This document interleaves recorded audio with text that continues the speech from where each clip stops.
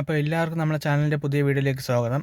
ഇന്നത്തെ വീഡിയോ ഒരു important video ആണ്. അതായത് കറക്റ്റായിട്ട് എങ്ങനെ ഗിയർ അപ്പ് ഷിഫ്റ്റും ഡൗൺ ഷിഫ്റ്റും ചെയ്യാം.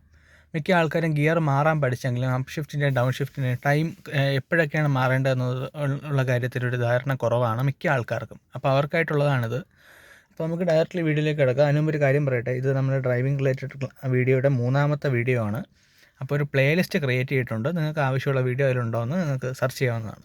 അപ്പോൾ വീഡിയോയിലേക്ക് കിടക്കാം. ആദ്യം തന്നെ പറയട്ടെ, ഈ ഒരു നമ്പേഴ്സ് നിങ്ങൾ ഓർത്ത് വയ്ക്കുക. 20, 40, 60, 70. ഒന്നുകൂടി പറയാം, 20, 40, 60, 70. ഇത് ഞാൻ സ്പീഡാണ് ഇതുകൊണ്ട് ഉദ്ദേശിക്കുന്നത്. അപ്പോൾ നമ്മൾ വണ്ടി എടുക്കുമ്പോൾ ക്ലച്ച് ഫുള്ള് പിടിച്ചു, ഫസ്റ്റ് ഗിയർ ഇട്ടു. ഒരു 20 കിലോമീറ്റർ ആകുമ്പോൾ സെക്കൻഡ് ഗിയർ ഇടുകയാണ്. ഞാൻ പറഞ്ഞു 20, 40, 60, 80 ഓർത്ത് വയ്ക്കാൻ. 20 കിലോമീറ്റർ ആയപ്പോൾ നമ്മൾ സെക്കൻഡ് ഗിയർ ഇട്ടു. വണ്ടി നമ്മൾ ഓടിക്കൊണ്ടിരിക്കുകയാണ്. ഒരു 40 ആയപ്പോൾ തേർഡ് ഗിയറും ഇട്ടു. 60 ആയപ്പോൾ ഫോർത്ത് ഗിയറിലേക്ക് ഷിഫ്റ്റ് ചെയ്തു. 70 ആയപ്പോൾ ഫിഫ്ത്ത് ഗിയറിലേക്കും ഷിഫ്റ്റ് ചെയ്തു. ഇപ്പോൾ നമ്മളിങ്ങനെ പൊയ്ക്കൊണ്ടിരിക്കുകയാണ്. ഒരു 70-80 കിലോമീറ്റർ സ്പീഡിൽ നമ്മൾ പൊയ്ക്കൊണ്ടിരിക്കുകയാണ്. പെട്ടെന്ന് ആക്സിലേറ്ററിൽ നിന്ന് കാലെടുക്കേണ്ടി വന്നു, ചെറുതായിട്ട് ബ്രേക്ക് അപ്ലൈ ചെയ്യേണ്ടി വന്നു. അപ്പോൾ നിങ്ങളുടെ സ്പീഡ് ഒരു 60 കിലോമീറ്ററായി. അപ്പോൾ നിങ്ങൾ ഏത് ഗിയറിലേക്ക് ഷിഫ്റ്റ് ചെയ്യണം? ഞാൻ നേരത്തെ പറഞ്ഞു, നമ്മൾ ഫോർത്ത് ഗിയർ ഷിഫ്റ്റ് ചെയ്തത് 60 കിലോമീറ്ററില്ല, 70 കിലോമീറ്റർ ആകുന്നത് വരെയും അത് ഫോർത്ത് ഗിയർ തന്നെയായിരുന്നു. അപ്പോൾ നമ്മളൊരു 80 കിലോമീറ്റർ പൊയ്ക്കൊണ്ടിരുന്നു, നമുക്ക് ചെറുതായിട്ട് ബ്രേക്ക് അപ്ലൈ ചെയ്യേണ്ടി വന്നു, സ്പീഡ് 60 ആയി. അപ്പോൾ നേരത്തെ ഫോർത്ത് ഗിയറിൽ നമ്മൾ നേരത്തെ ഈ സ്പീഡിൽ, അതായത് 60 കിലോമീറ്റർ സ്പീഡിൽ ഏത് ഗിയറിലാണോ വണ്ടി ഓടിക്കൊണ്ടിരുന്നത് ആ ഗിയറിലേക്ക് ഷിഫ്റ്റ് ചെയ്യണം.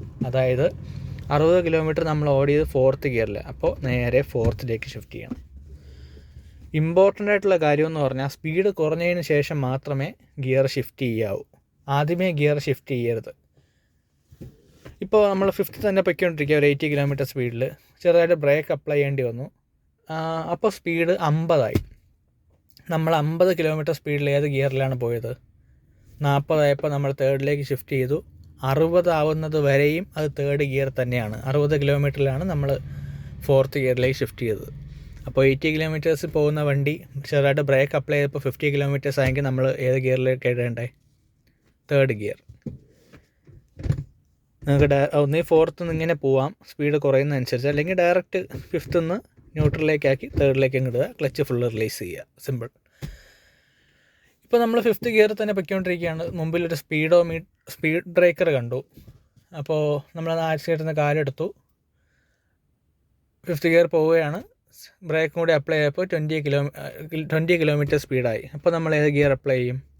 Second gear.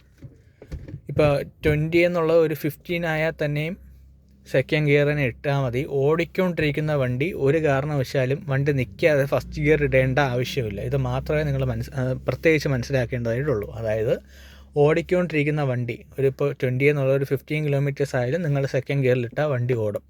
ഫസ്റ്റ് ഗിയർ ഇടേണ്ട ആവശ്യമില്ല. ഇട്ടാൽ ഗിയറിനൊക്കെ കംപ്ലൈൻറ്റ് വരാൻ നല്ല ചാൻസ് ഉണ്ട്. അപ്പോൾ അത് നിങ്ങൾ മനസ്സിലാക്കി വയ്ക്കുക. അപ്പോൾ ഇന്നത്തെ വീഡിയോ ഇത്രയേ ഉള്ളൂ. നിങ്ങൾക്ക് ഞാൻ ഉദ്ദേശിച്ച കാര്യം മനസ്സിലായി എന്ന് തന്നെയാണ് വിശ്വസിക്കുന്നത്. ഡ്രൈവിംഗ് റിലേറ്റഡ് എന്ത് വീഡിയോ ഉണ്ടെങ്കിലും കമൻറ്റ് ചെയ്യുക. അപ്പോൾ താങ്ക് യു.